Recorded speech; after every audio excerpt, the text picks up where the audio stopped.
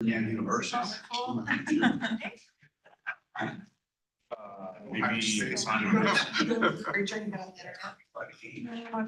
think it's the best game in place. Sign it, Yeah, you can. I'm trying to worry about. You know, they were.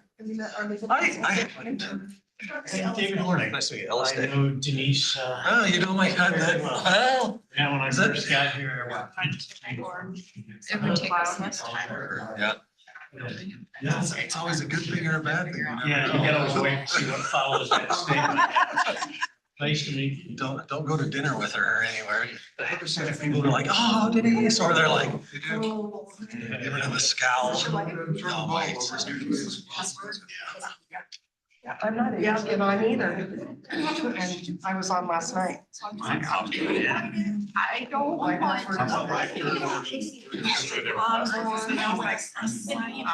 It's right there. It's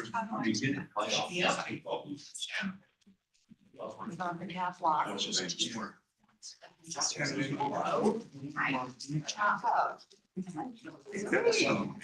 You know how many times they had yesterday? So not really. Yeah, she just got me to Gillette. She was like, if you're gonna be a mechanic, this is the place to be. Another one. Yeah. No, the trade. Right. It's. All it is I is just- a loop. Yeah, there was a train and then And then it's just kind of been it. I'm meeting with Brandy. I just say, that's the new company dates on the website. Good, she's getting better. I did the same question the other night. We push it back, Rick's like, I'm just like, oh, Yeah, a lot of we go work to on this, you're meeting. She's good. She is cute, and it's a good thing she's cute. She'll only be like 25 pounds, so she'll be really good. But, you know, she loves the Christmas tree. All right. Yeah. I'm glad I did. Is she calling it? I just had to get a invite, right, and I she'll be like, hey, by the way, this is what we're doing. I had called in, I was having connection issues. Oh, was that you? Yes. Mhm. It was great help. Try not to.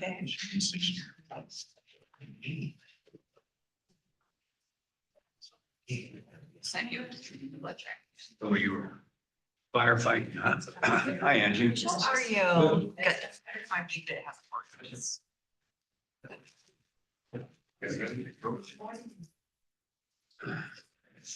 We will go ahead and get started.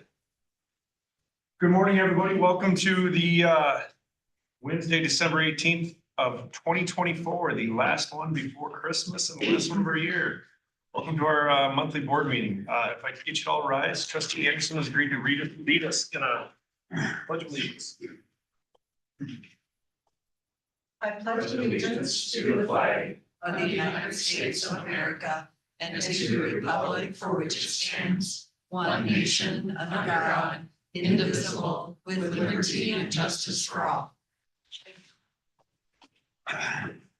Well, welcome, everybody. We have some new tables and chairs. They're quite comfortable. I appreciate that, so thank you. And first off, I would like to formally welcome Trustee Day to his first board meeting. Welcome to the Thank you. board.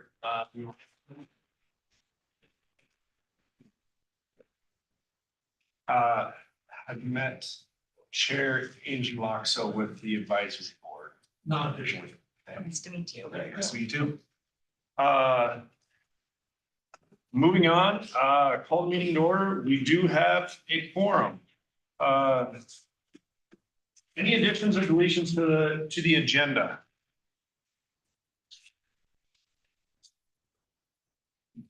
No additions or deletions to the agenda. We have some corrections we need to make under the consent agenda. Then I would entertain a motion to approve. So moved. Second. So it's been moved by Trustee Williams and seconded by Trustee Wasserberger to approve the agenda for the regular Gillette Community College District Board of Trustees meeting held today, December 18th, 2024. Any discussion? All those in favor, please say aye. Aye. Those opposed, nay. Motion carries. All right. Approval of the consent agenda. I do believe we have a couple of changes. We do. Chair McGrath, On the minutes from the November 20th, 2024 board meeting under attendance and guests, we just need to add that legal counsel Horning was in attendance. Okay. So, Mr. Chair, point of order, do you? Hold on. I'm taking off in order to modify. That's a great question, and I'm not entirely sure. Legal counsel Horning, do we need to motion to remove the consent agenda to modify it? I think that would be appropriate. Okay, thank you. So moved by trustee Palmer to remove. I need a second. Second. I'm gonna go with Anderson. So it's been moved by trustee Palmer, seconded by trustee Anderson to remove the consent agenda for the purposes of some minor modification. Any discussion? All those in favor, please say aye. Aye. Those opposed, nay. Okay, thank you for that. I appreciate that. Okay, now back to President Overland. Thanks, Chair McGrath. Thank you, trustee Palmer. So on the minutes from the November meeting, we need to add as a guest under the attendance, legal counsel Horning was present. Okay, And we need to make a revision to the November 2024 financial commentary. And the numbers and the percentage is the same, but under fiscal year 25 budget, it should read $26,469,838. did you, what, give me that one more time, 26 million, 469,838. thank you. Under fiscal year 25 year to date, it should be 10,422,397. Thank you. Vice President Larson, is that correct? Correct. Those are the only changes to the consent agenda. Mr. Chairman, since we removed these items from consent, may I ask a couple of questions? Please. So on the financials, and thank you for those corrections. The first paragraph talks about where we're at in terms of the mill levy and $7 million. So are we on, we're halfway through the year, almost halfway through the fiscal year. And are we on track? I know that the county historically has provided mill levy amounts in November and in May, I believe. And so my question is, are we on track? And given the legislation, has that changed what the way that those funds are flowing?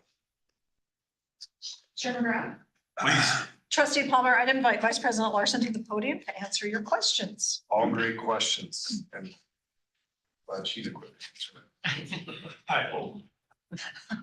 Because I'm not.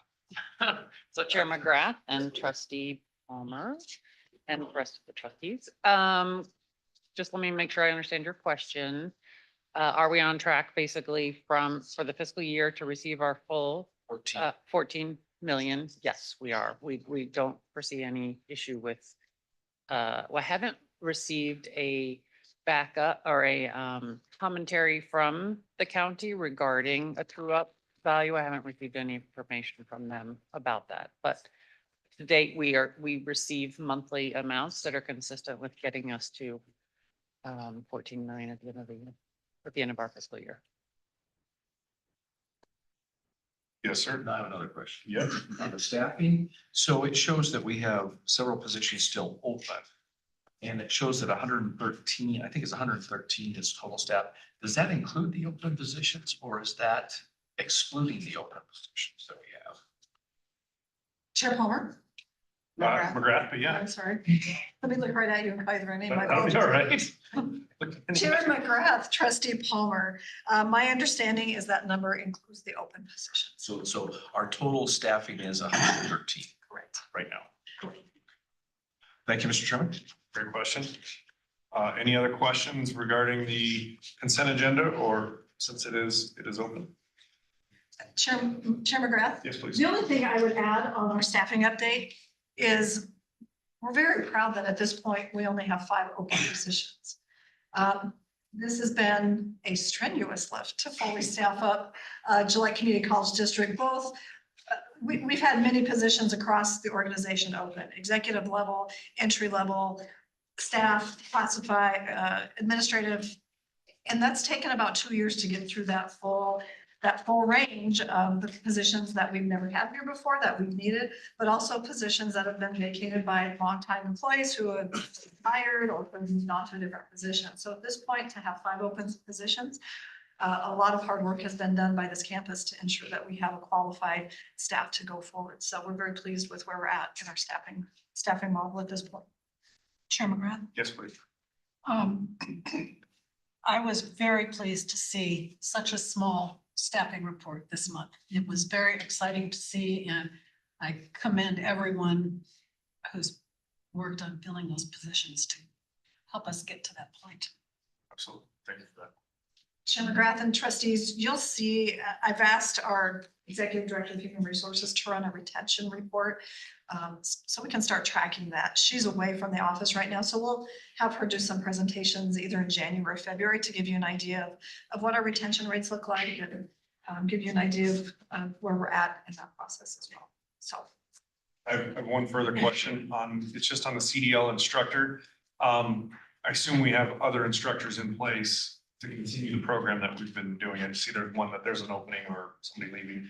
Yeah, Chair McGrath, we do, Dell, I'm missing his last name right now. He is the director of that program, but he can also train and instruct. And so he'll run the program and instruct until that second instructor is hired.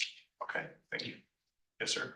One last, and I apologize, I should have said earlier, I am very grateful for the format of the financial report. So thank you for that narrative. I thought it was nice. It's more than just getting the balance sheet. Right. So it was very nice to get the narrative to go with it. So thank you. Thank you. Excellent. Okay. So having said that, with the amendments, for lack of a better word, the modifications that Dr. Overlander mentioned, I would entertain a motion to approve the consent agenda, including those modifications. I saw move. It's been moved by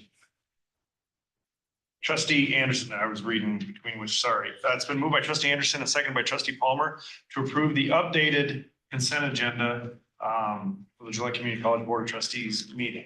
Any further discussion on that? All those in favor, please say aye. Aye. Those opposed? Motion carries. Back on point for the good of the district. Dr. Overland.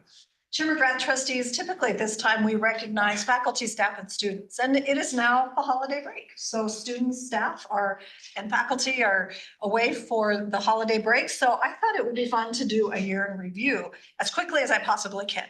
And so I started going through our minutes from last year and realized there is so much that has happened that it would be impossible to capture it. So I'm just going to try to hit some highlights. So we're not here for another hour because we could be. All the things that happened. So last year in January, we started the year off recognizing Nia Parker as our Shaping Wyoming's Future Award winner. She's criminal justice student. Tom Malone nominated her, and then she was recognized down in Cheyenne during the legislative session, but also at a ceremony. Nia is doing really well. She's on track to graduate this year, and she has a great future ahead of her.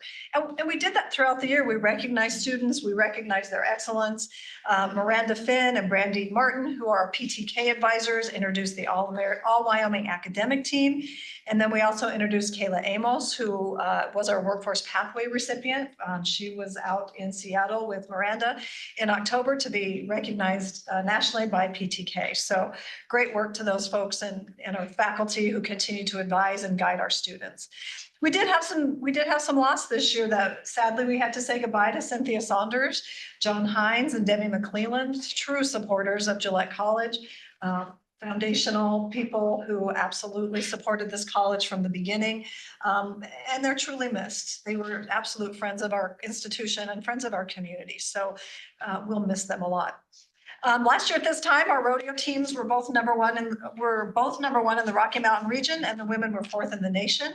This year, as we move into the spring season, the women are sitting number 1 in the nation and the men are number 5. At the rodeo banquet last year, over 400 people attended to support our rodeo team. And at the same time, the Encore Club was standing back up to support Energy City Voices, and they brought back the Sonnets and Chocolate fundraiser. Our foundation also held their casino night and golf scrambles, 2 very successful fundraising events under the direction of Executive Director Gross. And then the Booster Club also held their golf tournament. All of those those fundraising events go directly to support our institution and the students that attend college here. Brian Yeager and Lee Yates were here at the board meeting in February or March, and Lee Yates presented a plaque of appreciation for all the help we give to our students, our veterans, and for the for hosting meetings and the support services they receive. Brian also received an award from the National Commander when he was on campus, and it was the VFW National Commander. Only one recipient in Wyoming has received that this year, and that was our own Brian Yeager. We welcome new staff members across the campus. We've had lunches with those folks. We've onboarded them and welcomed them to the Pronghorn family. And as we said earlier, we currently only have 5 open positions. We did faculty and staff recognitions all year long. We recognized faculty and staff with the President's Circle of Excellence in January. We brought 3 new people into that Circle of Excellence. And then, of course, we had the faculty, staff, and student spotlight of the month. We met the innovative grant recipients, and there's so many more that we did throughout the year. In our IT world, GCCD wireless network stood up across the campus. And so we were no longer logging into the Sheridan network. I don't think Cassandra is in here or Renee right now, but our IT team deserves a hearty round of applause for their work. Our infrastructure, our IT infrastructure is as separated as we possibly can be right now. We still have people who have to log into the Sheridan.edu because it's the access to calling and it's access to the advising and classroom modules. We stood up the Alerta system, which are the yellow boxes. It's our safety system on campus, notification system. Our classrooms are all updated, so we own our Zoom technology. This flex space and this boardroom is being updated. We've held tabletop exercises to practice our emergency response plan. So a lot of work under the direction of Vice President Larson as well. Legislative work, the capital construction process, we transferred not all, but the building ownerships from the city, from NWCCD. And of course, the NZ building went through the capital construction. And we just finished purchasing the 6.4 acres of land for future expansion. The board handbook, another really important document, was created by this group, and it's published up on your board resources. Certainly ready probably for some updates. I think we need to update Trustee Ellis into that handbook. We did many policy updates, more coming your way in February, but all of those policy updates have been either in response to something has changed with legislation or something has changed in procedure that required us to update policy. And that will be an ongoing process as we continue forward. Every accreditation milestone that we have set for ourselves, HLC has appointed the peer reviewers to review our eligibility application, so that is under progress. Excellent work is happening with the curriculum committee, program assessment, and program review process. All of those processes and committees are faculty driven, and they're doing really great work there. We implemented recommendations from the cultural assessment, leading to leadership and participation opportunities across the college for our faculty and staff. We began training and implementing the college administrative computing system, Ellucian Colley. We're up and running in HR, the business office. We are nearing completion with the student modules. We have to wait until we can disperse federal financial aid, but we've come a long way in that area as well. We held a board meeting in Wright when you all found out I was going to be a grandma.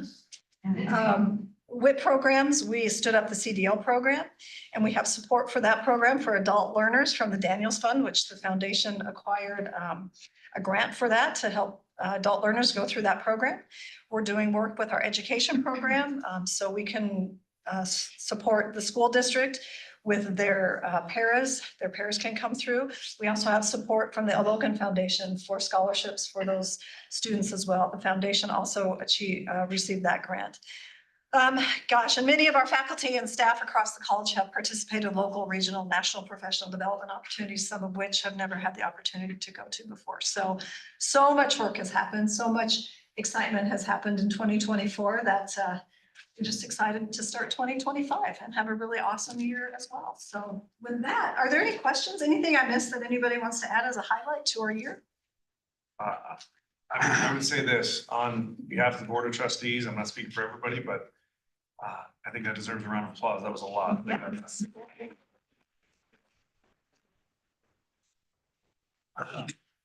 Any questions for the year in review for Dr. O'Reilly? All right. Good news from the trustees. Any good news from the trustees? Yes, sir. Well, Mr. Chair, after we had that fabulous luncheon that we were invited to with the faculty, and And it was nice to be able to see that many people turn out and you know, our table did well with the trivia. We didn't quite, win, but I thought overall we did pretty well. But I got home and I picked up our legally official newspaper and I turned to the sports page. And what do I see but two of our trustees' children and grandchildren highlighted amongst all the other astute athletes that we have playing in the basketball tournament. Reese McGrath, Oh, thank you. and Gibby Williams. And not only are they're like top of cover. You know, Yeah. I think that's pretty impressive. So anyway, congratulations to you. And I just want to wish everyone a very Merry Christmas. Thank you. Thank you. Thank you. Anybody else? That was well said. Thank you. I attended the Gillette Children's Chorale Chorus, whatever they're called, concert on Sunday. There was a Powder River Symphony concert, and last night was a Campbell County High School Orchestra and Band concert. They were all outstanding, and chamber singers tonight, and tomorrow night at First Presbyterian Church. So we've got lots of opportunities for good holiday music. Anybody else? I have one. Yes, sir. I appreciate Josh in relationship to all the food that he collected for the people in this community and all the people that helped him. But then there's other groups out there that are also doing this. And I don't know if there's another community that can raise that amount of food. How much did you raise, Josh? It was just about 50,000 items. I was just gonna text and see how much the check was, but about 50,000 items was about 28,000 pounds. Big thank you to the Campbell County Wrestling Team, the Thunder Basin Wrestling Team. They make our life a lot easier, along with Christine Partlow and Ryan Allen, who also gives life. So yeah, thank you. And that feeds about 800 people for the council community service over 2 weeks. And they did make mention there's a huge need this year, more than it's been in a lot of years. So for those in the community, keep that in mind. There's a big need for those that need it. Well, thank you for all you've done. Absolutely, Noel. Thank you for that. Appreciate it. Any other good news? All right. Organizational reports, President Overlander. Chair McGrath, trustees, thank you. I will be brief, just some highlights. At your seat, you have the foundation's annual report. Heidi just published this. Her board saw it earlier this week, but I think it's a nice piece that highlights the extraordinary achievements of our Gillette College Foundation. So for your information, there it is. We especially like the picture of on the second to the last page and the bottom left-hand corner. The green man is live in an appearance. It's always refreshing to see people in costume when they come to those events. So, Gave it my own. yeah. So anyway, for your review, so enjoy that report and all the achievements that the Gillette College Foundation has had this year. You also have it at your seats as we continue to work with the architects on the NZ build. We get further and further along, and they provided this really lovely chart for us. And it's tying our strategic plan into our high hopes for the NZ building. And I thought this was a very helpful graphic for me. And so the architect shared it with me, and I want to share it with you. And it gives you just, again, it's very high level at this point, but helping us understand the need for the NZ building. And it does tie into our strategic vision and our strategic plan. You'll also receive on Friday the report, high-level report of each one of the buildings we've worked on since we began the STEM building, some square footage information. Look for that on Friday. Marty and I are just reviewing and finalizing that right now, but I thought this was a really helpful piece for your information as well. In January, we have now finished the audit. The audit is closed. As you know, you approved it last month, but now work begins on the fiscal year 26 budget. And so Vice President Larson has scheduled the first finance meeting, and I think that's in early January. We'll begin the work. The budget managers will start putting their budgets together. We will have budget hearings again with the budget managers. And then we'll present to you a budget at the May workshop, and then again, public hearing in June and budget approval in June as well. So we're on track to get that done. We begin legislative work. You've all gotten some taste of what's coming up in the legislative session. We do not have the legislative platform yet from Wyoming Association of Community College Trustees, but as soon as I get that, I'll send it out to you. We of course have eggs and issues coming up as well, and we'll get our meeting scheduled with the delegation. I spend the week of January 20th at Cheyenne. That's my week to be down there. So that's where I'll be and spending quality time with our delegation and our lobbyists and Taylor. We do have professional development coming up in the spring, and most of that work, a lot of that work is going to be focused on accreditation and accreditation education. So we'll have one day of solid professional development with accreditation work in there, some annual updates like FERPA, some stuff from our safety risk manager, and then we'll roll into working on the criterion. And so we're looking forward to that opportunity to roll that out as well. I will remind you that in January, we have a slew of policies coming. Some of them are new, some of them are updates. Prior to that, though, whomever is appointed to the governance committee will meet with me in early January when we come back to go through those policies. I believe it's 16 policies that we're looking at, 18, 19 policies that we're looking at. The governance committee may decide to break those up over a couple of months. It's a lot to take a look at, but know that that's coming in the next, certainly in January, potentially February as well. So with that, thank you for all that you do for Gillette Community College District. We could not do the work without each and every one of you and all that you do for me, but also for our Gillette community as well. So I wish you all a very Merry Christmas and a Happy New Year. And I'm happy to stand for questions. Chair McGrath, Yes, please. I would like to say thank you to Director Gross. This is very nice. It's quite a year, so keep it up. Absolutely. Well done, thank you. Well done. Yes, sir. Dr. Oberlander, does Diana get this information? I'm meeting with Diana on Friday. So she'll I'll- get this information. Yeah, I'll take it over and share it with her. Absolutely. Any other questions, Dr. O'Leary?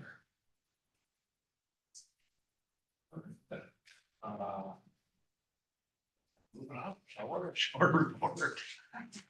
Told you I was going to be as brief as I possibly could. Okay. Let House Advisory Board Chair Angie Loxam. Chair McGrath, trustees. Well, mine is the same. We did not have an industry report this month. And also we did not have a quorum, so we were not able to vote on officers. So we'll do that in January. Okay. That's all I have.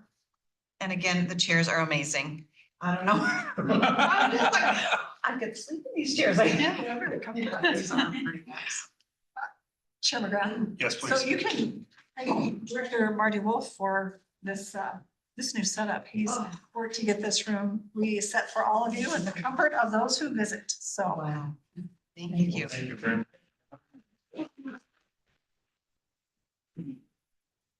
All right, the Gillette College Director of Institutional Research, Roger Humphrey. How are you today? I'm well, thank you. Good morning, Chairman McGrath, trustees, Dr. Oberlander. Thank you for allowing us to present some information. We're excited with really our college's first enrollment summary report specifically for our data. So that's a big accomplishment. And so I thought I'd just go through some of the highlights in the summary in your board packet. It's a pretty extensive report, a lot of information. But what this is it replicates the report that is generated by the Community College Commission. And so this report is generated both for the summer semester, the spring semester, the fall semester, and then an annual report. It is what we refer to as a lag report. It's at the end of each one of those terms or that academic year. And so this is our first data pull of our data exclusively. And so that's sort of a neat accomplishment. We have worked hard with the state to be able to access the data through the state data systems to be able to produce and replicate what the state reports out on. So just sort of frame what the report is. Okay, the next slide, please. So as I mentioned, it's our our data exclusively for Gillette College. Anyone that has a location of Gillette or Wright, that information is pulled. And really the purpose of this, it serves many, many things for us. It provides us information around our strategic initiatives, our strategic priorities. It helps us provide information around our student population, their age, their gender, our race, ethnicity, our amount of term loads, a variety of different things that can be used internally and externally. And then also it really, that last bullet, it helps us drive quality and continuous improvement and informed decision-making in the college. And so we're excited to be able to provide this. And then as we move forward, our goal is to replicate this report down at a program level. So not only at an institutional level, but to be able to look at the information specifically like at a welding program or any of our other programs that we have. Okay, so Ellie, next slide. Just some key terms and terminology if you're not familiar. So one of the big things in the report, this is by the academic year. And so it looks at, this report encompasses the summer of 23, the fall of 23, and the spring of 24. And so it's a little bit different in terms of some of the other reporting. A lot of times people think of fall, spring, summer. So it takes all of that information across those 3 semesters and aggregates it together. And so to let you know, so when we look at that, we're looking back beginning in the summer of 23, the spring or the fall again of 23, and the spring of 24. And as mentioned before, it's lag data. It's historical data at the end of those terms. Student count, a lot of times there's questions about, are students counted once? Are they counted twice? For most of this reporting, they're counted once. So if they're enrolled in the summer, the fall, or the spring, wherever they occur across those 3 semesters, they're only counted once. There are a few nuances of where they're duplicated, but very few. In the report, it references, as you all know, we have a lot of acronyms in higher ed, FTE, a full-time equivalency. This is used, it's basically a calculation to determine how many credits constitute a full-time equivalency. So it's the total amount of credits divided by 24. And that is a key concept or a key factor in state funding. As we move forward and we go into the state pool and the state funding mechanisms, FTEs are really critical. Those are at the end of the term, not at the beginning of the term. Those are students that complete those courses. Okay. As I mentioned before, the funding model looks at credit count, they look at retention, and then they look at completion and graduation. So a lot of the data in this report, as we transition as our own college, and we are in that funding formula, those numbers are very, very critical. They're also very critical at the beginning of semesters to determine in terms of tuition and fees that we collect on the front end. And as I mentioned before, the head count and the enrollment for this reporting, they're at the end of the terms. Okay, they're the bodies that were there at the end of the semester, not the ones that begin. And so when we look at head count and enrollment, sometimes those get mixed up. I'll talk a little bit at the end about retention, persistence, and completion. These are national data points that are reported out by the commission, and they're a little bit different when we look at some of the other metrics. And so I'll talk briefly about those. And then our student demographics are very important as we move forward. And as Ms. Gross works on, and many of us, grants and funding are very critical to look at our student demographics, our non-traditional students, our race and ethnicity, non-traditional, traditional, and so forth. Any questions before I delve in and begin to look at a few things? Okay, thank you. Okay, so the next slide looks at the head count or the enrollment. So When we looked at the end of the academic year of 23-24, we had 1,699 students enrolled. Okay, almost 1,700 students. That is an unduplicated count, that they were counted only once. And this includes our concurrent, our dual, and degree and non-degree seeking students. Any student that was enrolled and completed a credit course is counted in that number. Okay. So if you look at our numbers, 415 of those were what we deem full-time. They were enrolled in 24 or more credits. About 24, a little under 25% of our student population, and 1,284 part-time enrolled from between 1 and 23 credits. It's about 75, almost 76%. Okay. So the next slide looks at how do those translate into FTEs.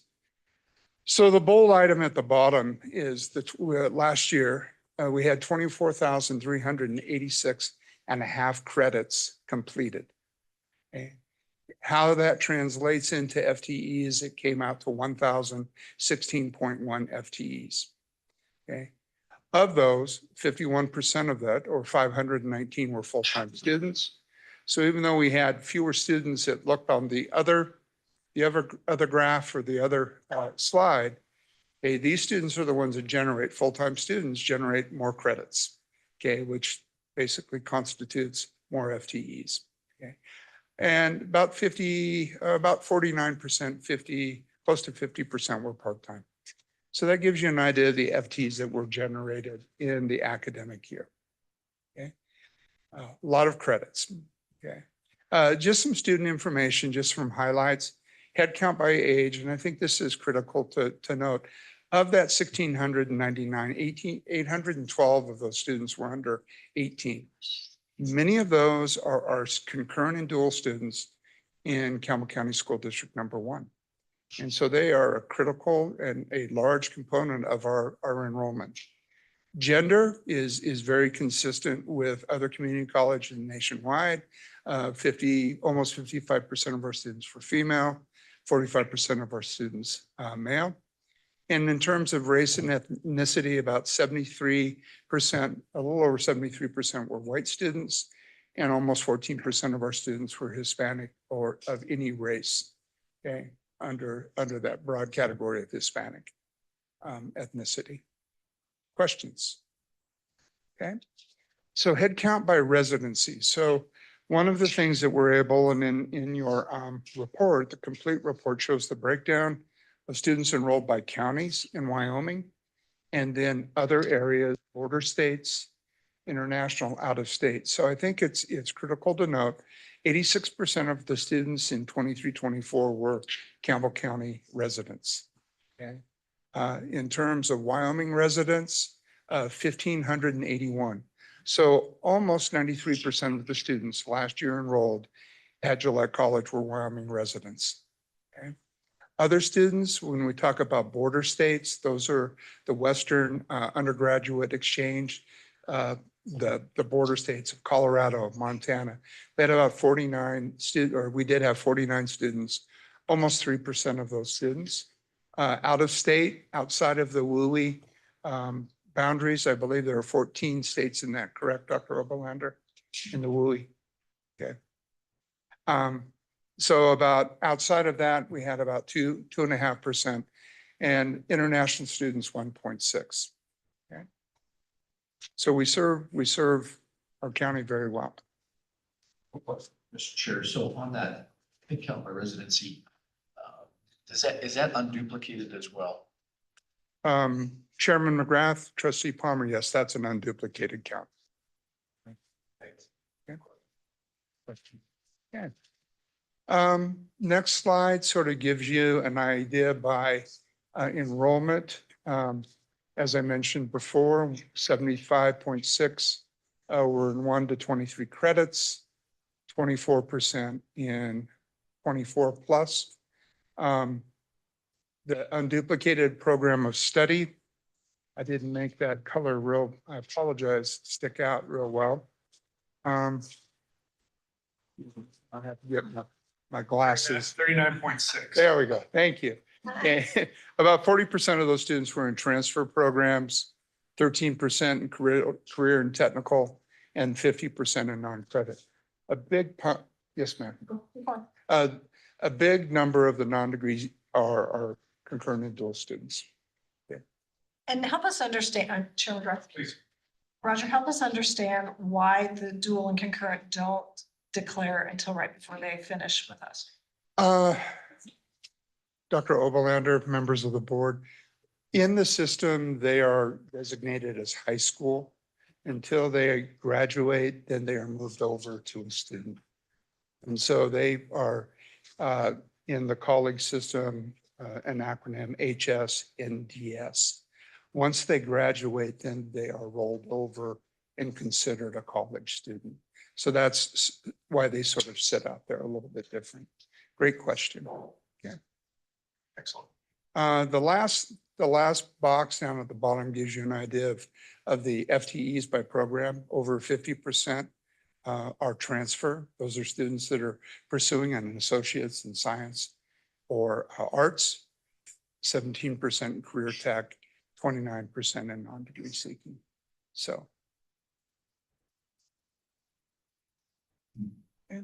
And as I stated earlier, when we move into the spring, our plans are to replicate this by program. So you would be able to look at a program and look at the amount of FTEs and credits generated specifically for programs. So the 29.3% not seeking degree certification, that includes the concurrent Yes. students. Yeah.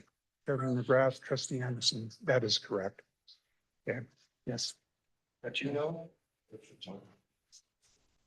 in your coat pocket? background music. Coat pocket. Um,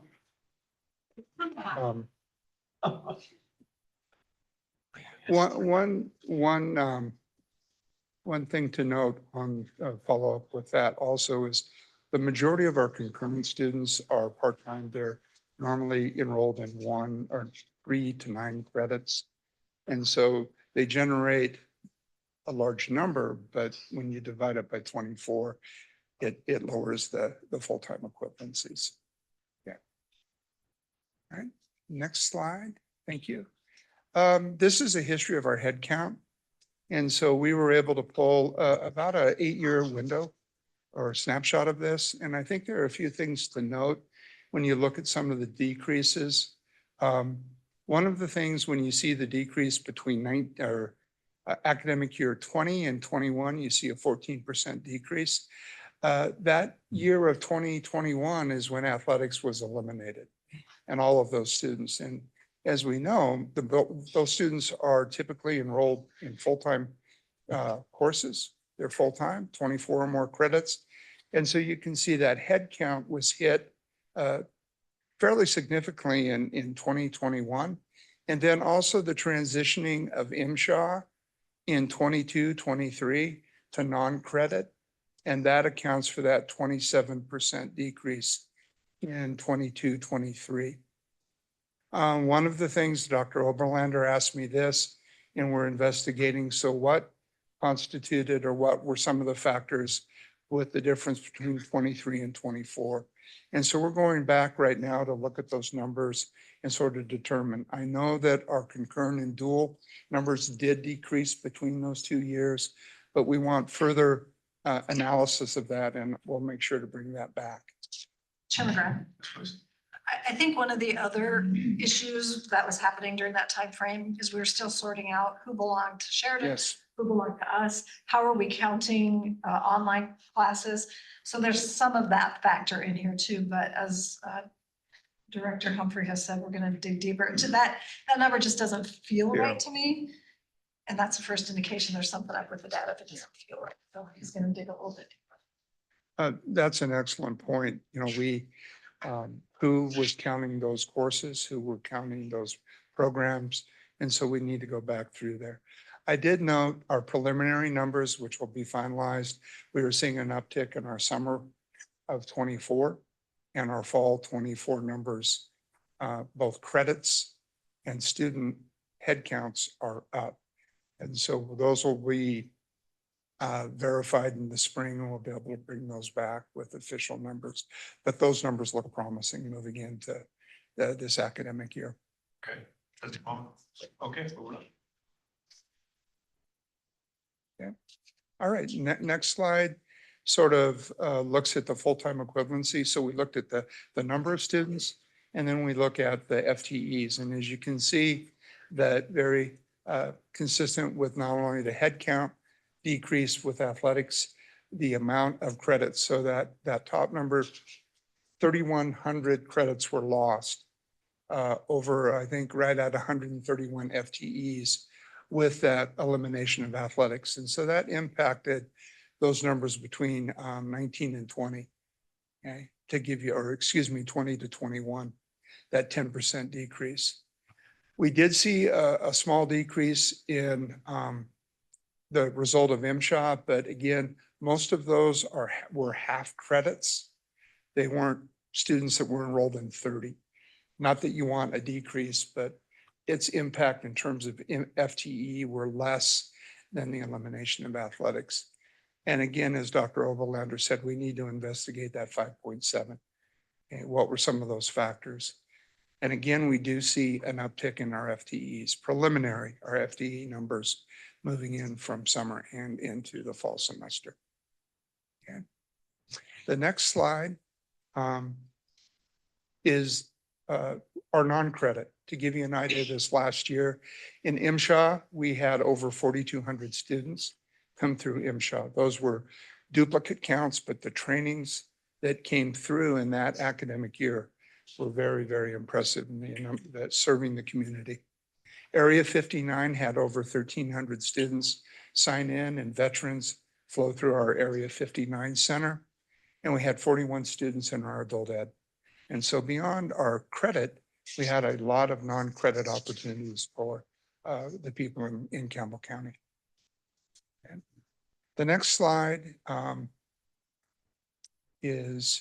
this isn't included in the annual report, but Dr. Oberlander asked me to put together. So what would it look like if we had some enrollment projections with the 2% growth?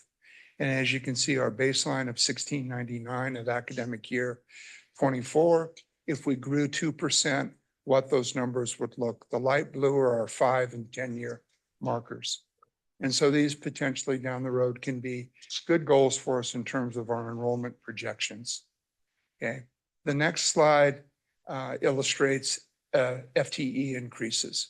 So if we increase our FTEs by 2% over the next 10 years, it gives us an idea of what those generate.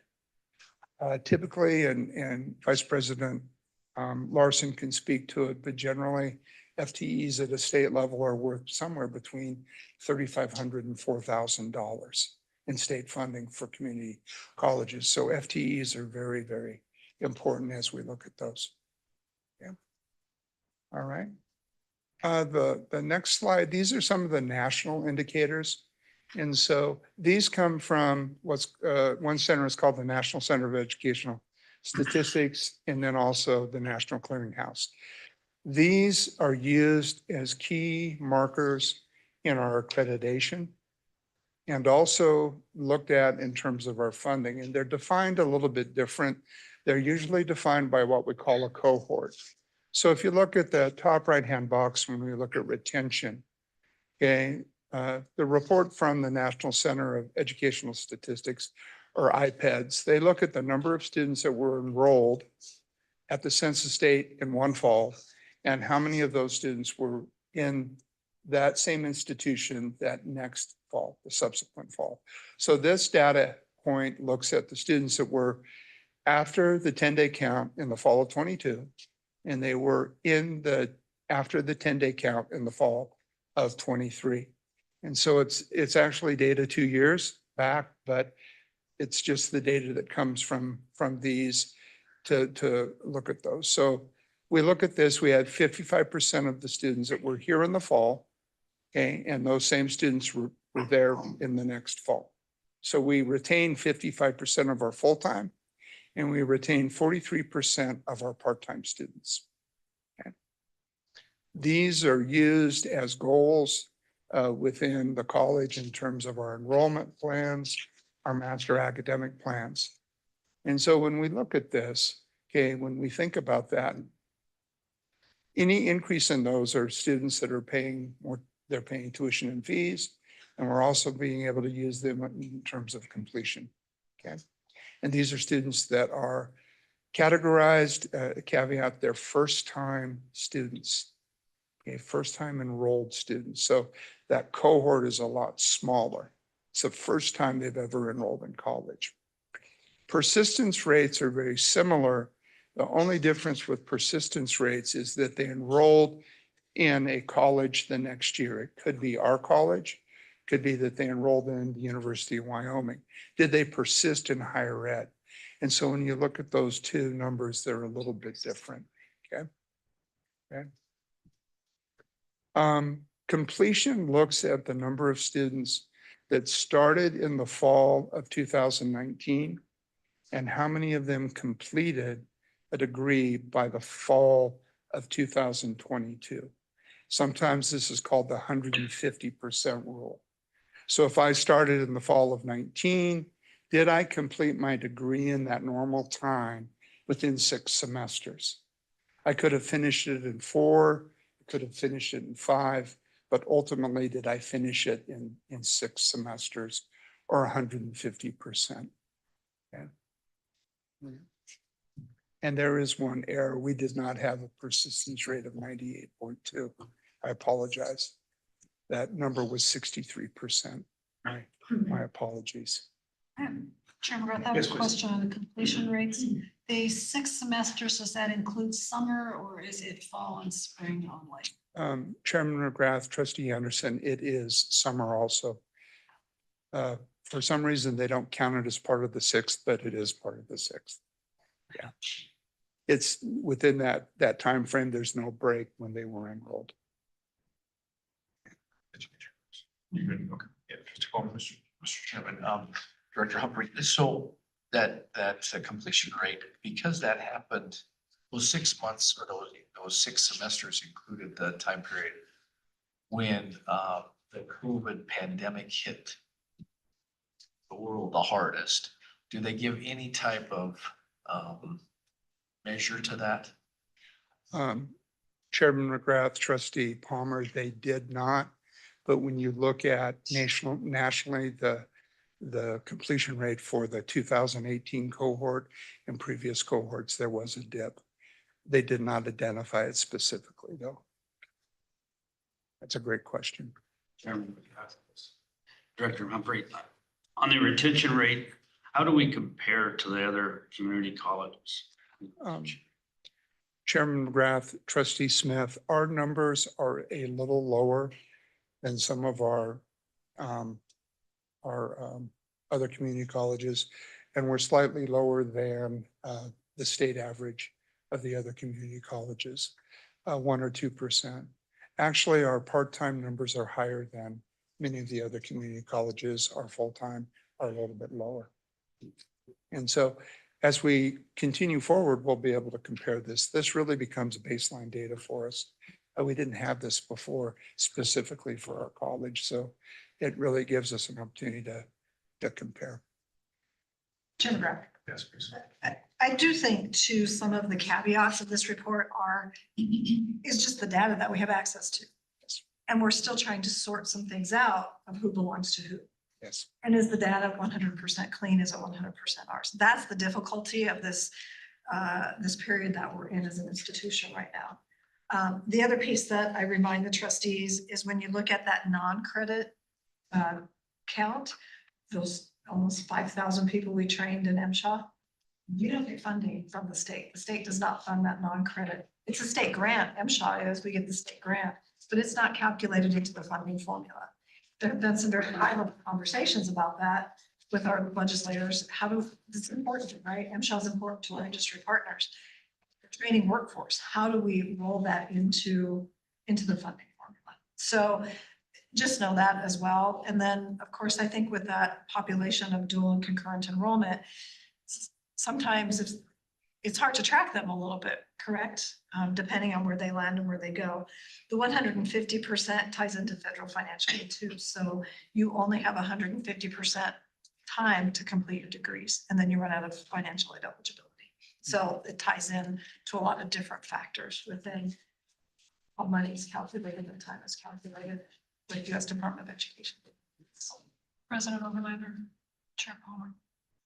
Chair Palmer. I'm so glad I'm not thinking about that. Thank you, I trustee. can sit out in the audience. We'd still do it. So it'd still do it. That 150%, if I'm a student and I go fall, spring, is that summer that I'm not enrolled, does that count in the 150%?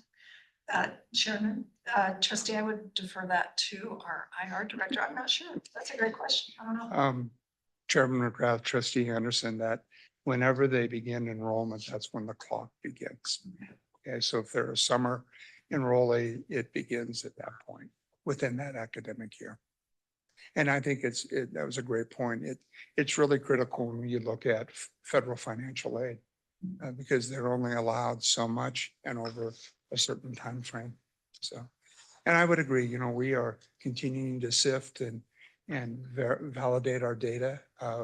Many of our students are enrolled in Sheridan courses and in Gillette courses. And so it's been a challenge, but a good challenge. And as we work forward, we're able to pull that out. But we're excited to be able to present some stuff specifically for our college. So. Chair McGrath. So Director Humphreys, are we utilizing any resource outwardly for validation of the data, or is there a need for that? Excuse me, Chairman McGrath, Trustee Wassenberger. I work closely with Sheridan College and with the commission of the data that goes in. It's called DMARS, the data management system. So we do a lot of quality checks internally with that. And so much of it is looked at before it's ever put out in those tables. And I reach out if I have any questions because we do get some things that come in and it's like, I wonder. But at this point, we utilize a lot within the state and the other community college resources. But Okay. Chair McGrath, I'm sorry, go ahead, trustee. We talk a lot about enrollment.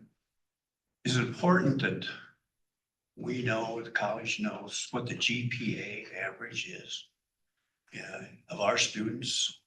Is that important information for us as we go through the years? How the GPA might change from year to year to year? Chair McGrath. Trustee Williams, in my 30-some year history in higher education, I've never seen that calculation. We do see it with our athletes. We have to submit eligibility every year. Well, in the case of basketball, we've got to do eligibility in the fall and in the spring. So we do have to do that calculation, but I've never seen it done on an institutional basis, and I don't think IPEDS collects that either. Doesn't mean it's not important. I think might be an interesting data point for us to look at some point. I think the other piece of information that since I've been here, we've not had access to is what are our withdrawal rates? And we're starting to get that down to the course level, right? And sometimes that makes our faculty a little bit nervous. But what it gives us is the information of, okay, when are they withdrawing? And is there an intervention that we can do at that particular point in the semester to add more resources, add more tutoring, add more in-classroom tutors? What is it that's happening that maybe a group of students has withdrawn at a particular point in the semester? So it gives us more data to create interventions and create retention programs for our current students to bring them through the programs. Do we counsel these individuals who are thinking about withdrawing or withdrawal? I mean, I think staff could do that. Do we have anybody on the board that gives these students and say, hey, is there any way we can help you? Sure. Trustee, we have an academic advisor specifically for current technical education, one specifically for arts and science, and nursing certainly is very engaged with our students. And yes, absolutely, if a student is preparing to withdraw, they typically have to see someone. They have to get paperwork filled out, but there are students who just simply disappear. And we certainly do try to call them. In fact, in one program, students didn't show up for a final and the faculty said, I tried to call them, they just didn't respond back. So yes, there's interventions that are in place and faculty and staff are engaged in that work. Any other questions? Director Humphrey, thank you. I'm excited to have the data. I mean, and as you said, baseline, we have something going forward. So Yeah. thank you for all your work. All right, thank you. So I think in that regard too, Mr. Chairman, I didn't realize it was all done. This is, I'm just very, very grateful that we have this information. And again, it's only as good as the data that goes in. But over time, it really gives us an opportunity to evaluate where we're going and how well we're getting there and meeting some of these criteria. And you're right. I mean, a lot of it's tied with the Wyoming Community College District and trying to separate those two out. But over time, that will happen. And certainly, this is a great first step. And I really appreciate the work that you've done. Yeah, thank you. Absolutely nice. All right, moving on to the facilities director and facilities and NZ building update, Marty Wolf.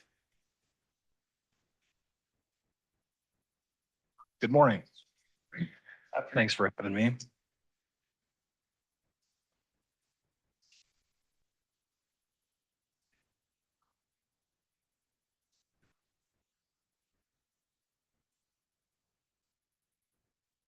You can go to the next slide. I'd like to start with the planned update for the master plan. So as many of you know, the last master plan that GCCD or Gillette College was included in was NWCCD's master plan. It was completed in 2014 and issued in 2015. Every 5 years, it's recommended to update that. And we plan to release an RFQ this spring, and we should have the interview process concluded and contracts endorsed by July. The previous master plan identified a major space deficit. I don't know if everyone has seen that, various different forms. Lab spaces, classrooms. So there was a previous building that went through conceptual design in 2017. There was a planned remodel of main building in the early 2020s. There's some documents on that. So the new building, we can go to the next slide. So the new building just reinforces everything that we've been talking about the last 10 plus years, I think, right, Dr. Oberlander? Approximately. And then I've got some updates from facilities. We're up to 22 facilities team members, not 20. And I've really put an emphasis on utilizing the work order system this year. So my last update to the board was April of this year. Since then, the facilities team has completed 3,903 work orders. And that includes preventative maintenance work order tickets that we've created and stick to. We've replaced all the lighting in welding lab, machine shop, diesel lab, rodeo. We stained the bridge, we relit the bridge, resurfaced main building parking lot. We installed a 30-foot flagpole near the soccer field. All exterior lighting is now repaired. We put many of them on photo cells. There's one building left that's still on a mechanical time clock. We've replaced the carpet in Tech Flex. The lighting and AV is scheduled for early January, late January. We should be done with that. We've repainted many areas.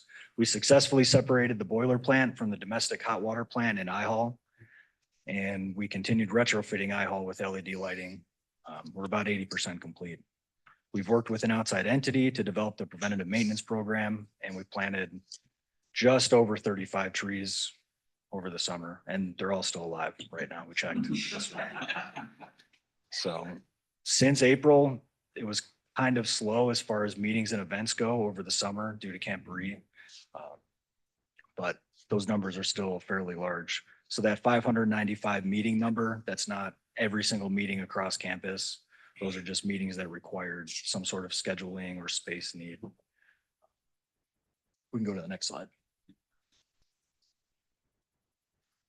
This year, we are allocated $120,000 from the Campbell County Major Maintenance Funds. We plan to use them for roofing repairs at Tech Center, concrete repairs, replacements between Tech and Main.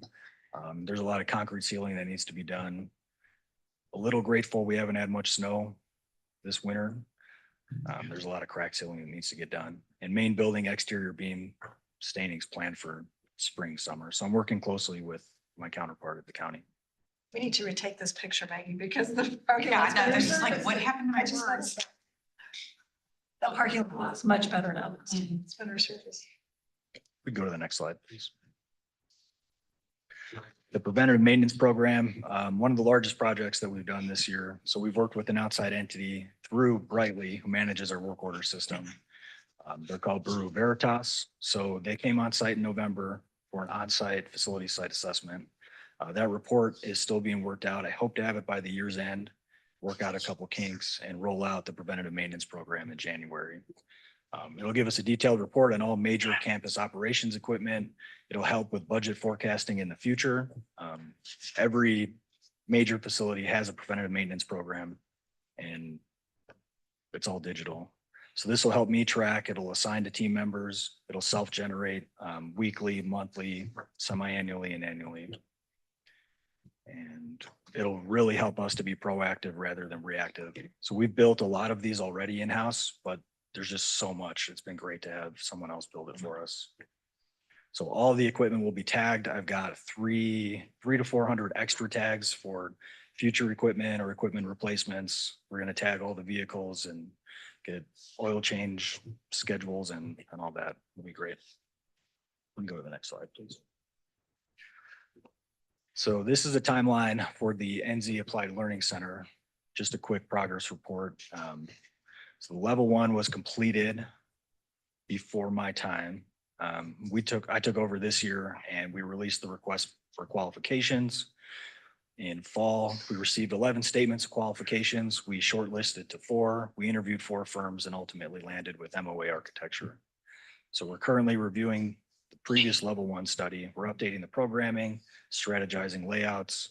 We've developed a design advisory group. We've had a few meetings so far with the design advisory group and the executive committee.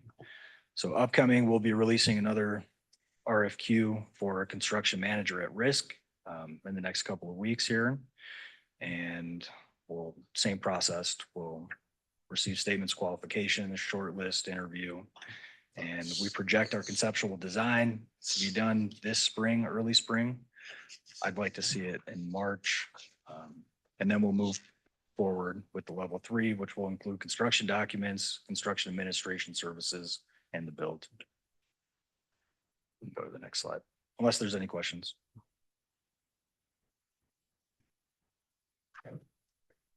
Upcoming projects, we've got a few big ones going on right now. Today, IHAL is receiving zone isolation valves throughout the building. We were unable to isolate certain sections if there was a leak or if we had to service some of the equipment.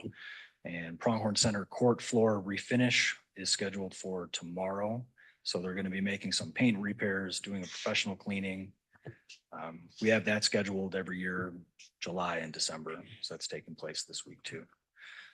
Tech Center, I'd mentioned we're doing AV and lighting in this room and the flex space. That should conclude by the end of January. Master plan RFQ, that'll be released in the next couple of months. And then this coming summer, we're building out the shell space in Pronghorn Center for Energy City Voices. I'm working through construction documents right now with the firm. And then we're going through construction documents for the IHAL boiler room phase 2. So that includes boiler replacements, pump replacements, flooring replacements, and working on some of the structural issues that room has had. You can go to the next slide. Thank you. Thank you. Thank you to you and your staff and all your work going back to the 3,900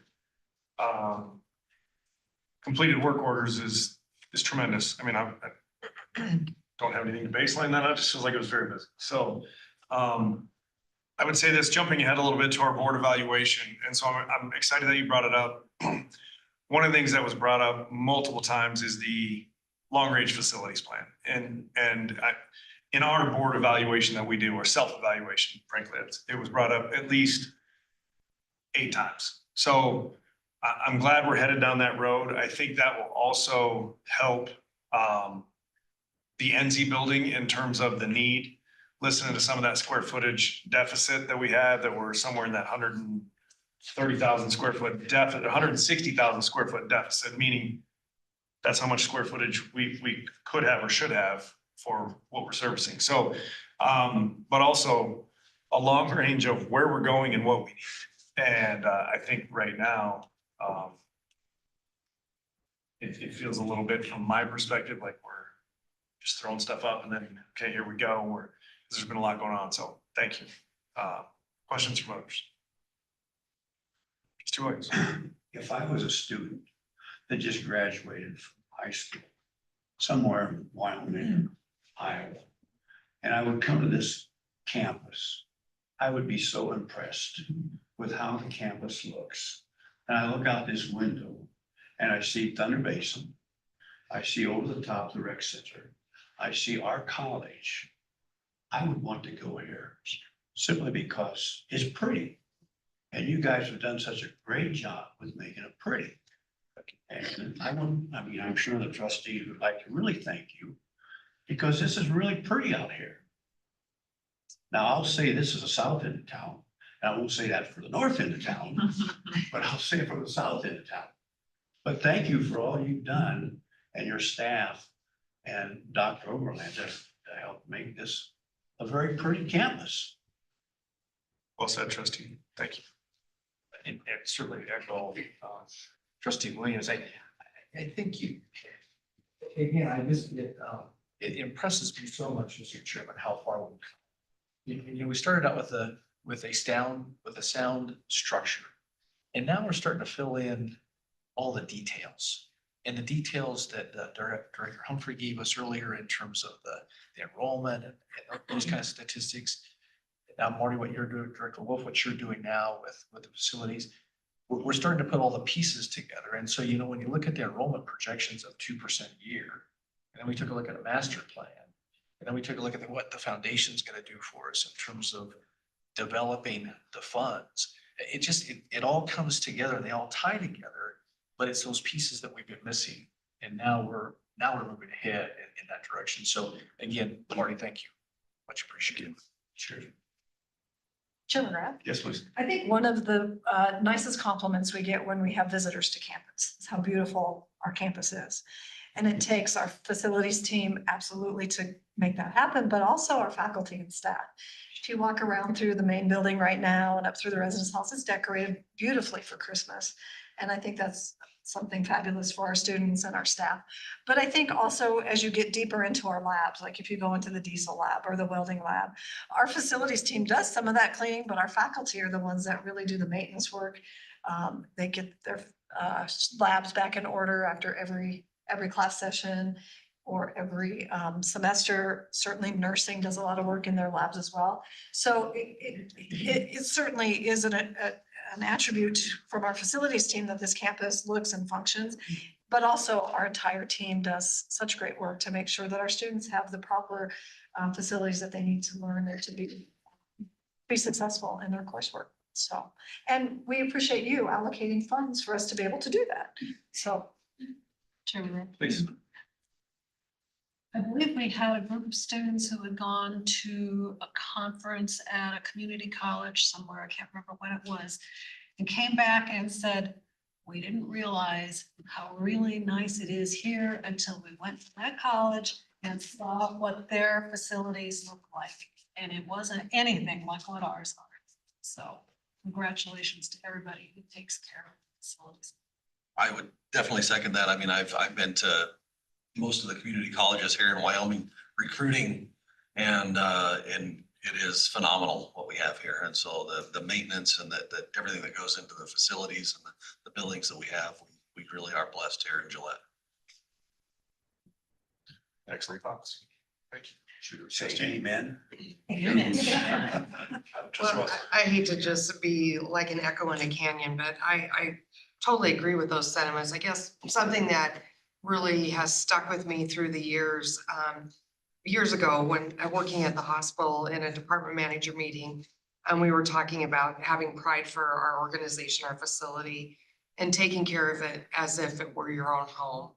And I think that, I mean, your department obviously demonstrates that, but I think our administration, our faculty, our staff do that. I think that, I hope that we can instill that culture within our students to look at that this is a home away from home, and let's maintain our home, because it is a wonderful, wonderful campus and facility. And I know we're admired and envied by many in the state.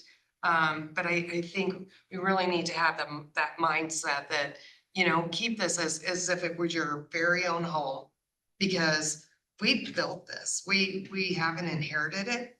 We, you know, those of us that have been around, our community has really built this, and it's our responsibility as a community, which includes our students, to keep it as we would our house. Well stated. Appreciate that. Absolutely. Anybody else? Marty, thank you very much. Thank you. Marty. Thank you.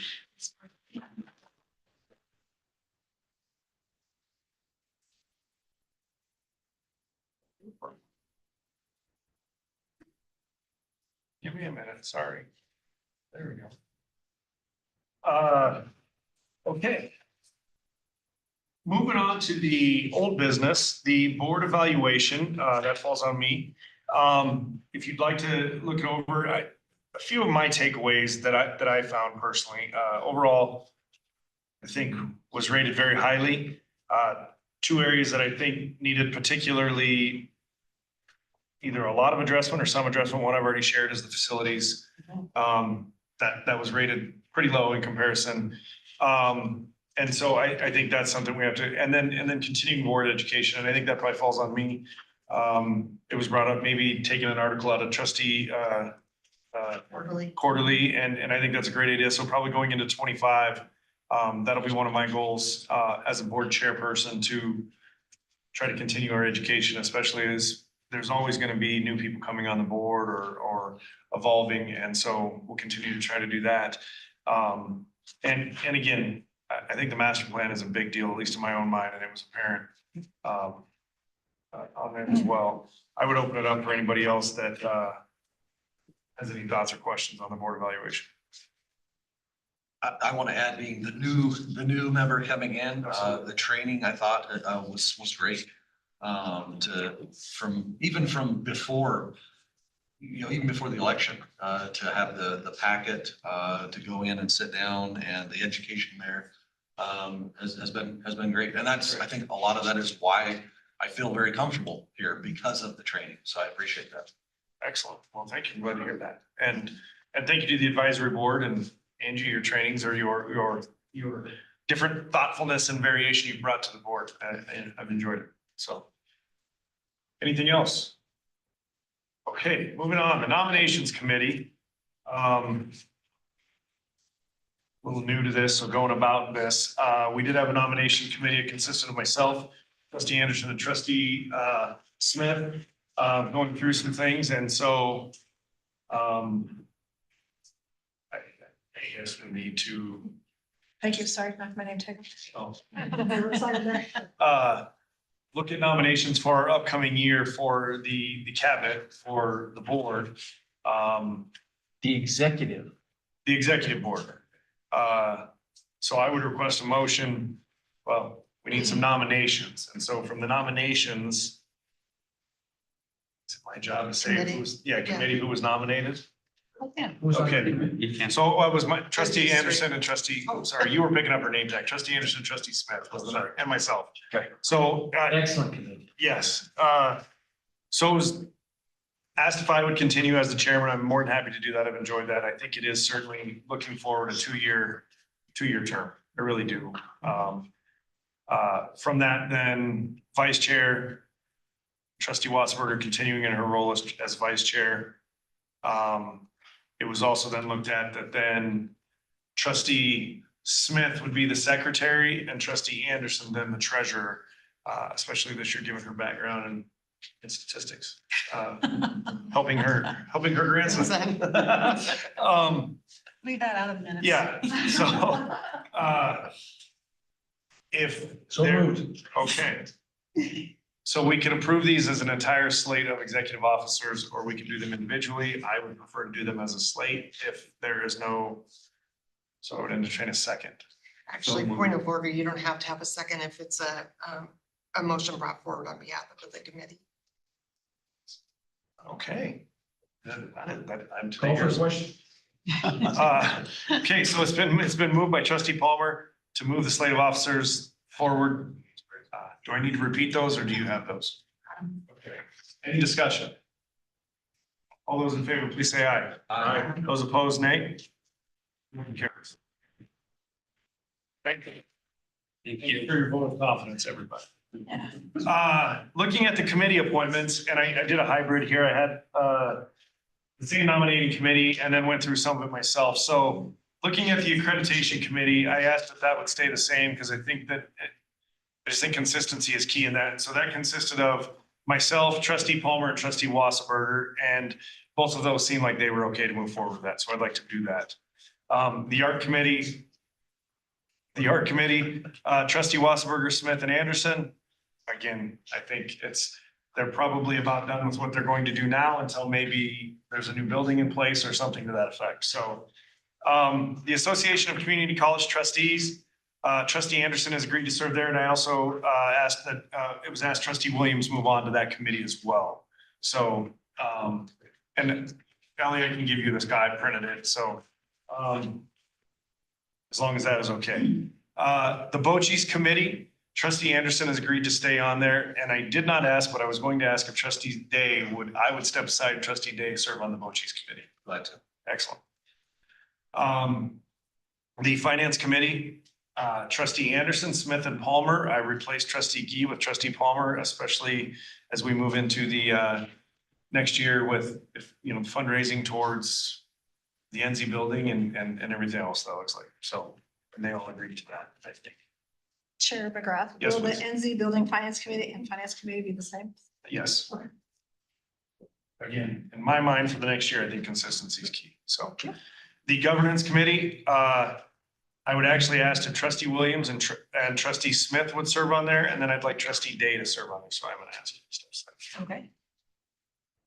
Does that work for you three? Smith, Day, Williams? Okay. The nominations committee, we just discussed that, so I don't need to go over that. And then the Wyoming Association of Community College Trustees, trustee Williams is gracious enough to serve on about 3 other ones. So I've asked then the trustee Day and trustee Smith, especially trustee Smith with his role already in that, serve there. Does that sound reasonable to everybody? We'll get a list of all these, right? Yes. Now it's here. You want me to repeat them? No. I just. Accreditation committee is McGrath, Palmer, Wasserberger. The art committee. Wasserberger, Smith, and Anderson. ACCT, Anderson and Williams. Bochis, Day and Anderson. Finance, Anderson, Smith, and Palmer. Governance, Day, Smith, and Williams. Nominations, McGrath, Anderson, and Smith. Backtracking a little bit, I apologize. NZ Finance Committee will be the same as the Finance Committee. And then the last one, the WACT would be Smith and Day. If there is anybody who would like to serve on something else, I am open and I'm not ruling this as any sort of iron fist. So are there any questions on any of that? Wait, trustee Anderson has her name on a lot of things. Okay, Willing to do that. I got taken off governance. Okay. I do have you on, 1, 2, 3, 4. Our committee does nothing. that's true. Yeah. I'm not gonna say that's true, excuse me. It doesn't, You guys but have, we're about to, we're right, close to done. so then you're down to Fine. Okay. Thank you for that. Thank you. Trustee Smith, I appreciate that. Any questions on any of those? Okay. Hearing none, then I would request a motion to approve the committees as presented. Chair McGrath, I would be happy to make a motion to approve the committees as presented and recommended by you. Thank you. Second. All right. So it has been moved by trustee Wasserberger and seconded by trustee Anderson to approve the committees as recommended by myself and as presented. Any discussion on any of them?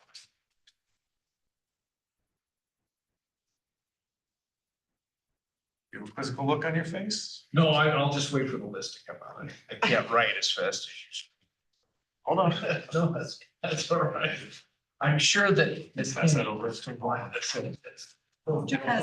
end of the day. Thank you. Yeah. No, you keep. Hand that over Give to, it. give that to trustee Palmer. I'm old. That's okay. I'm all right with that. I should have printed off copies. My apologies. Again, another reason why this is maybe a 2-year position to learn about these things. I should have done that. Any further questions or discussion? All those in favor, please say aye. Aye. Those opposed, nay. Motion carries. All right. Congratulations to all committee representatives. Thank you. Moving on to new business. Dr. Overlander, the academic calendar approval. Chair McGrath, trustees, we have reached the point where we need to get a 25-26 academic calendar approved. The instructional days have to match NWCCD at this time because of the financial aid disbursement. However, the 22 days that we consider professional development for our faculty, we account for our faculty 170 days on this calendar brought forward by our deans. The academic departments, schools had input, and there was no feedback that changed the dean's recommendation. So as you see here, the 25-26 academic calendar is for your approval. The cabinet recommends approval of this academic calendar. Dr. Overlander, one question that was asked of me, and I'm not sure, does it match up reasonably, mainly spring break with the Campbell County School District? Not that we try to line up, but do you have any idea? Chair McGrath, I'm not sure what Campbell County School District's 25-26 spring break is, but we can sure take a look. Okay. Trustee Wasserman. And thank you, Chair McGrath, for bringing that up, because I recall that former trustee Gee had suggested that we really keep that in mind this calendar year as we go forward. So, yeah, I would like to just at least take a look at where that matches up, because is that really governed by NWCCD for spring break? The instructional days have to match because it has to line up for financial aid disbursement. So at this Right. time, if the spring break is a little bit different, then unfortunately, yes, but that doesn't mean going forward, we can't take a look. Sometimes the spring break with the school district falls really early. Sometimes it falls a little bit late, and it just doesn't necessarily jive with how our semester falls. But again, it doesn't mean that we can't take a look. Okay, well, I would ask that we take a look. I did try to Google it last night and through the Campbell County School District minutes to see if they have a proposed calendar out there. I could not find anything, and obviously it was after hours, so I didn't make any phone calls. I was just curious, and just keeping that in mind from, like I said, former trustee Gee's recommendation that we keep that in mind. And I think that makes sense, especially for our faculty that may be affected by that. I would also say the dual and concurrent enrollment as And well. dual and concurrent You know, enrollment from kids, yeah. Those numbers from the dual and concurrent enrollment, it makes sense to me that if we can try to align those. So, But we can't do that until, Release their calendar. Chairman, there. we can't do that. No, they've got Hold on, 24, yeah, 25. 24, 25 is all they've got up. And- They have not posted the 2026 calendar. and I do agree with Dr. Overlander. I mean, I think certainly from an academic from the high school, I mean, they're going let's call it an entire month longer than the college essentially is going, well, about 3 weeks, but so sometimes spring break is gonna fall much later, which doesn't make sense, but I do think from the large number of dual and concurrent enrollment and faculty and staff that has kids, you know, if there's some crossover, it's not gonna hurt anybody's feelings. I think it's probably better for everybody. Okay, So the academic calendar is in front of you. I would entertain a motion to approve. I so move. Second. It's been moved by trustee Anderson, and second by trustee Williams to approve the 2026 academic calendars. Any further discussion? Trustee. Yes, trustee McGrath, Chair McGrath, I guess then just talking about that, do we need to finalize this today? Do we want to see when that if that spring break area may move? I mean, do we have a need, President Oberlander, to do it today or? Chair McGrath, trustee Wasserberger, we have to line up with NWCCD right now. Okay. And so unfortunately, we likely cannot move spring break at this time. Okay, There's instructional issues if they're on spring break and we have students taking online classes or we just have to follow right now their instructional. So until we're fully separate, it's Mhm. okay. difficult. Yeah, unfortunately. Fair answer, Yeah. understood. Looking at the 2024, 2025, did one kind of line up. I mean, if it shifts by calendar year. Yep. Okay, did line up. Get your question answered. Oh, boo. Yeah, I'm fine with. Any other discussion? Okay, all those in favor, please say aye. Aye. Those opposed, nay. Motion carries. Calendar is approved. Trustees, what I would also add is as we go forward, we'll want to have a 2-year academic calendar. So we'll have this one, when we can set our own instructional dates, we'll want to have 2 years out because it's helpful to students who are planning 2-year degrees. Absolutely. Tuition waiver, Dr. Oberlander.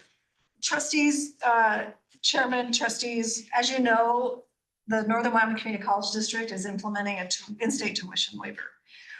Vice President Larson has done some research. We have one other college that we know of in the state that is also implementing this. Their recruiting district is much different. That would be LCCC. We've looked at the models. We've looked at what it would do for us. Looking at our enrollment numbers, of course, with 92% being from in-state. The cabinet has recommended not to approve an in-state tuition waiver for many reasons. Some of which we've talked a little bit about, some of which would involve our taxpayers paying the out-of-state tuition rates for in-state students. Certainly Vice President Larson can give you a little bit more insight on some notes that she has from other colleges. Also, our friends across the state line over in Spearfish have implemented an in-state tuition. Their enrollment from models that Vice President Larson has looked like didn't see much of an increase or much of a movement when they started offering in-state tuition to their border states either. So for us to recoup that revenue would be a significant lift in recruiting, but we have to cover the cost. We don't set tuition. The Wyoming Community College Commission sets tuition. So we would have to show that waiver as a scholarship, but we would have to show the revenue as well. And that revenue would come from our tax dollars, which right now is generated by our local mill. And so that is approximately a $350,000 budget shortfall that we would have to make up with our general funding. So the cabinet does not recommend this. However, we certainly are interested in hearing from you. This ultimately comes down to your final decision, but we wanted to make sure you have all the information. So Vice President Larson, can you join us for this conversation? Is there anything else you'd like to share from your conversations with the controllers that you have talked to? Chair McGrath and trustees, I talked with the controller at LCCC. The CFO is out on vacation. She said they are only offering this to Colorado, Nebraska, and South Dakota. Their intent is to bring in primarily more Coloradans into their area, into their college. They came up with a similar estimated cost of $350,000 to $400,000, roughly 200 students that they need to increase to make up for that loss. One thing she mentioned that we had not thought of was the financial aid implications. I'm not really familiar with exactly how all that works, but new codes for financial aid, drop add throws a whole new wrench into financial aid if you have waivers for out-of-state tuition. I'm not real familiar with how that works. But also looked into Black Hills State and just some high-level numbers. They implemented this in 2019. And that first year, they did see an increase of 40 new students, new freshmen, compared to the year before. Obviously, well, I shouldn't say that didn't make up for their loss because I don't really know that. But at that time, they had 3,800 enrolled students. The very next year, COVID hit and the wheels fell off. They lost, or they had 84 fewer freshmen that next year. So they still have not gotten back to their 2019 enrollment numbers. They're down to 3,300 now versus 38. And new freshmen, 490 versus 521. So they went from 521 to 437 new freshmen with COVID, and then since then have slowly creeped up a little bit, but they're still not back. So some of the numbers that Director Humphrey gave us regarding trends in enrollment and full-time equivalents are consistent across the region. So it's really hard to tell if this has had any positive impact on them. I would venture to say it really hasn't, but. So I have a couple thoughts on this, and I will be the first to speak. I, as one trustee, can't in good conscience give an out-of-state break when it's paid for by the tax dollars of Campbell County, when we're not gonna give a local. And I wish the press was here to cover this, because I think I'd be interested in these other schools, but when it's paid for on the backs of basically Campbell County taxpayers, or for that matter, Campbell County taxpayers paying for, I'm gonna say Northern Wyoming Community College District for their lower tuition. I think that there is, I would rather give a tuition waiver, that's the proper word we have to use, but a tuition waiver to Campbell County students or Wyoming students than I would, not because I don't value them, I very much value the out-of-state student, but I struggle with, if you go down in my world, if I charge less, it's always hard to go back up. And I don't know how you then justify that going down the road. But I also understand the merit of trying to increase enrollment. Our problem from a district, from what I see, we don't get any of the state aid in that 3,500 to 4,000 that Director Humphrey talked about. We don't get that right now. That doesn't come in. A little bit past We do it. not receive state appropriations through the funding formula. That's correct. So we don't even get to offset that. So those are my thoughts. I would open it up for anybody else. Completely I- agree. I just have a question for President Overlander. Say we did go, I mean, if we did go against your recommendation and went ahead, or we did go with your reservation, I believe. How do we logistically, our students are their students, how do we get online and say, well, you're going to Gillette, so you're gonna pay more on the same website? Am I thinking that thoroughly through? Chair McGrath, Trustee Smith, that's a really good question. And it's a question that was posed when I met with President Tribally and Executive Director Moritz at the Wyoming Community College District, or Wyoming Community College Commission. And so part of that is logistics. Although our websites are becoming more and more separate, we do have our cost of education up on our websites. But you're right, these still are Northern Wyoming Community College District students. And that's probably going to have to be something we are going to have to navigate. But Northern Wyoming Community College District will have to set up separate billing for our students, separate disbursement for financial aid, separate return to Title IV, because it's a different rate, right? There's a different rate that if a student withdraws and they get a refund, it's a whole different calculation. So, but we are becoming more and more separate in our website and when we advertise it in our publications, absolutely. But it will be something we're going to have to navigate. The other piece we'll have to navigate is online students. So if it's a Gillette College student who's taking an online class that's specifically offered at NWCCD, what's the tuition rate that's going to be charged? Those pieces will have to be navigated, potentially settled through an MOU process. Do they see a certain percent of increase in enrollment? Chairman Is that Grant? the reason they've done this? I know it's to get the enrollment up. So what have they projected in terms of Chair McGrath, trustee Williams, they have not shared projection. They're, what President Tribally told me is they are hopeful it will help increase their enrollment.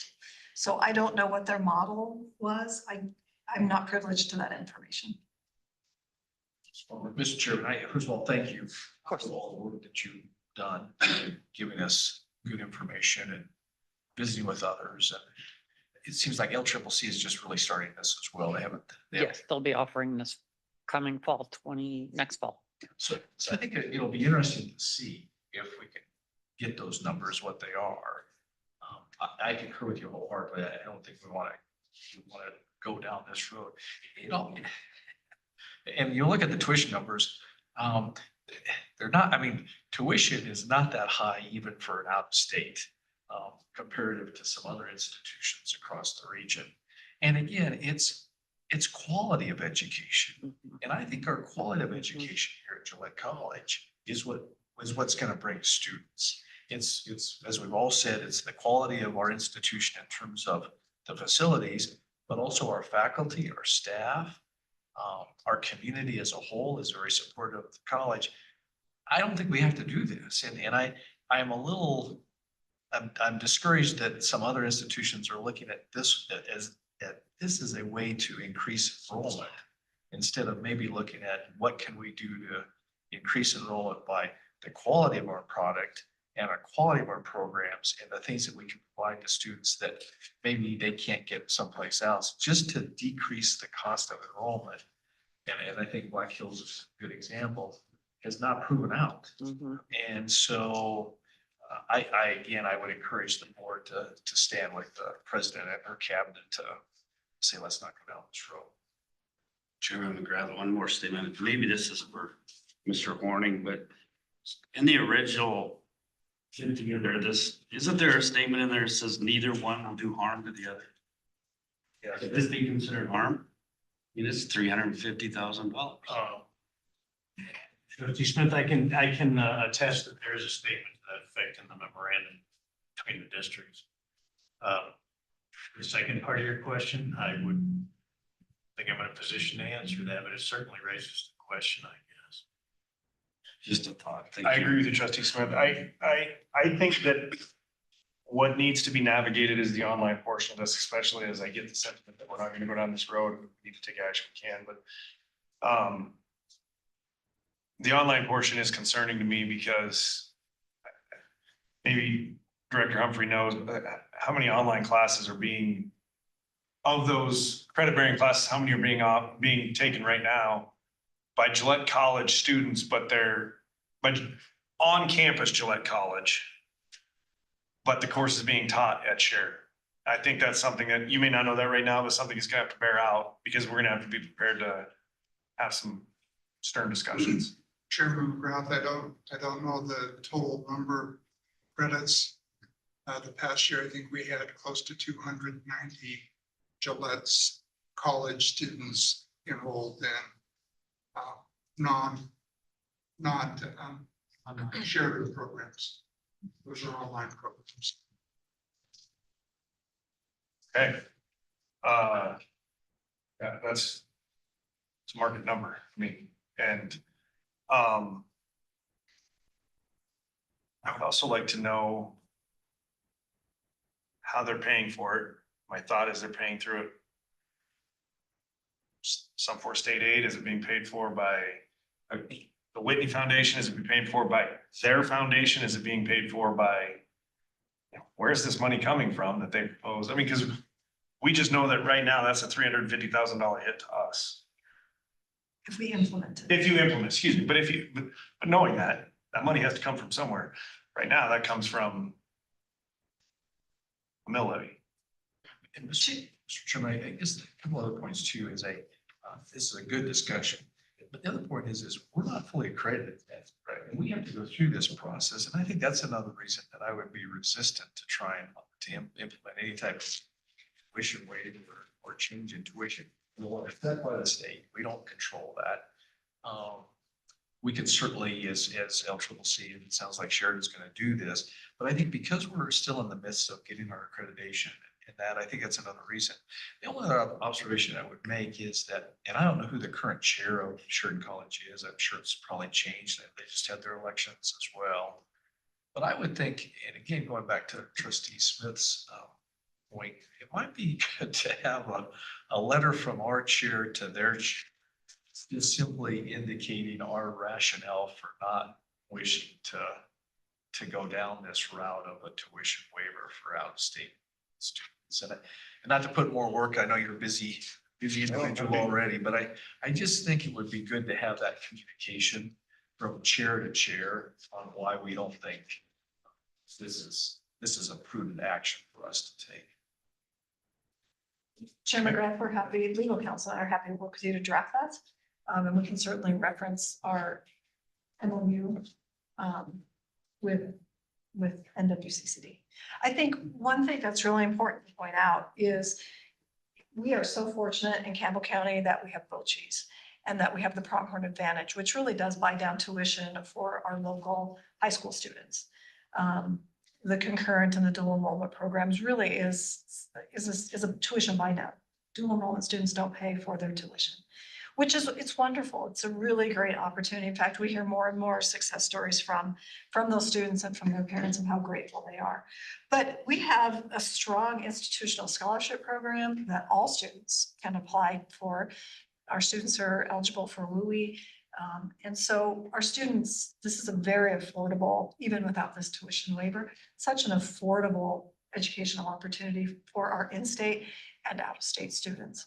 And we'll continue to work on scholarships. We'll continue to make sure students apply for those scholarships and they're awarded, so.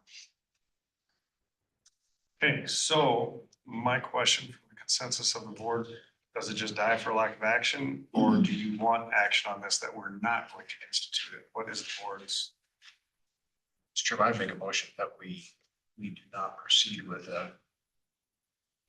with an out-of-state tuition waiver for academic year 25, 26.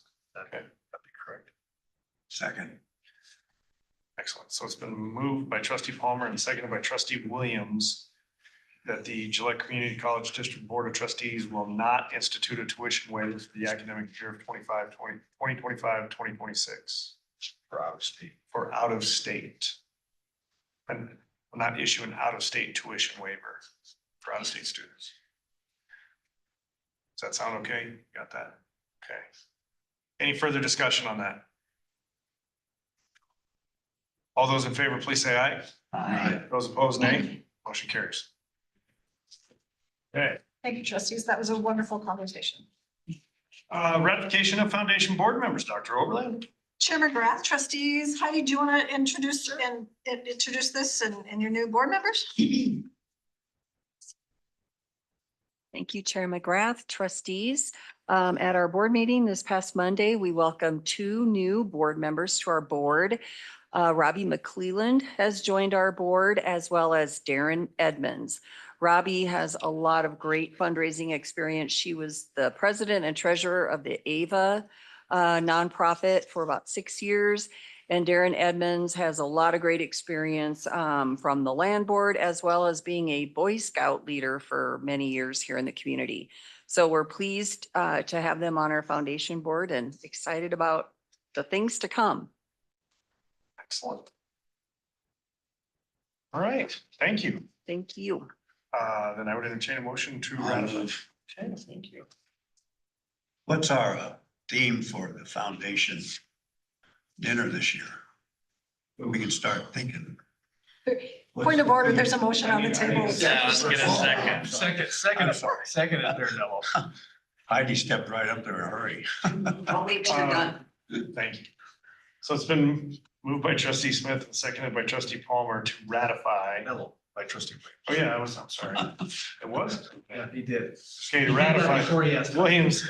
So, sorry, we'll start over. It's been moved by trustee Smith and seconded by trustee Williams to ratify the new foundation board members, Robbie McClelland and Darren Edmonds.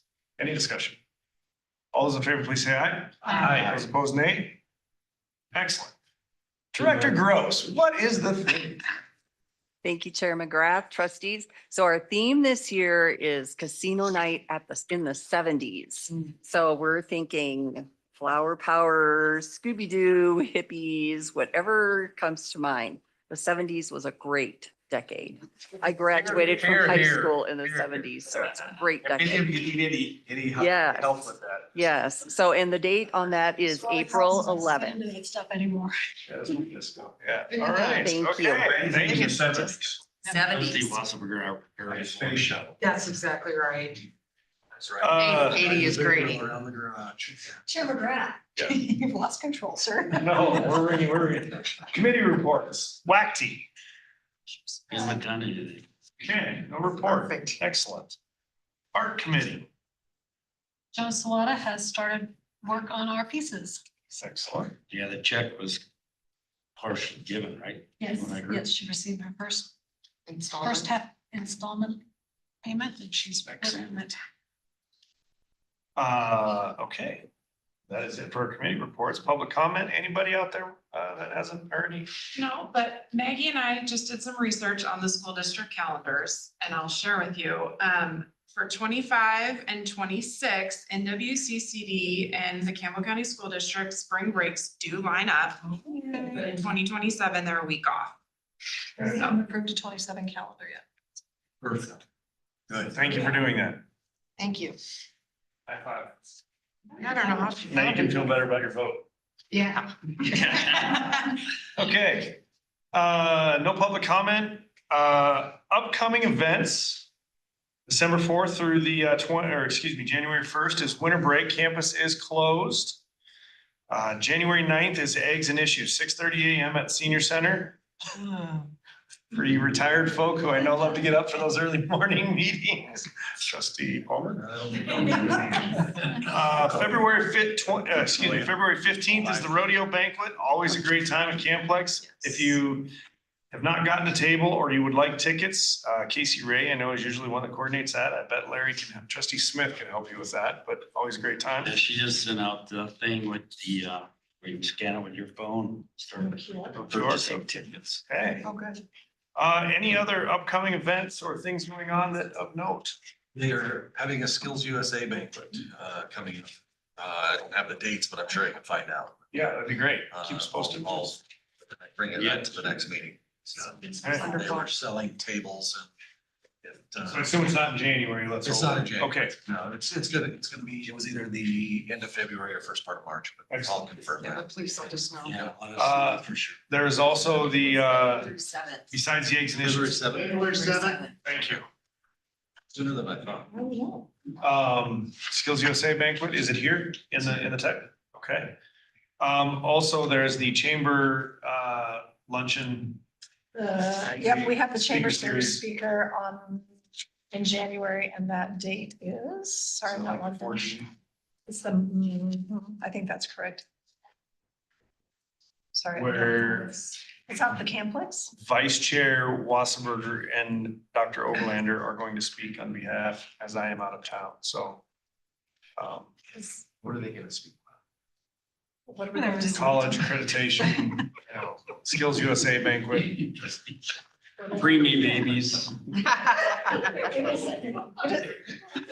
January 14th. And Okay, if you would like to attend, please let me know. I'll make sure the chamber knows you'll be in attendance. Send a reminder. Or a new thing. What's that? New. Starts at 11:30. Lunch starts at 11:30 and any further discussion, any other, request a motion to adjourn the meeting? I'll move. Okay, I'm gonna go with Wasserberger, can I get a second? Okay, Anderson. All right, Merry Christmas. meeting adjourned. Merry Christmas, everybody. Have a wonderful, wonderful holiday. Please be safe. For next.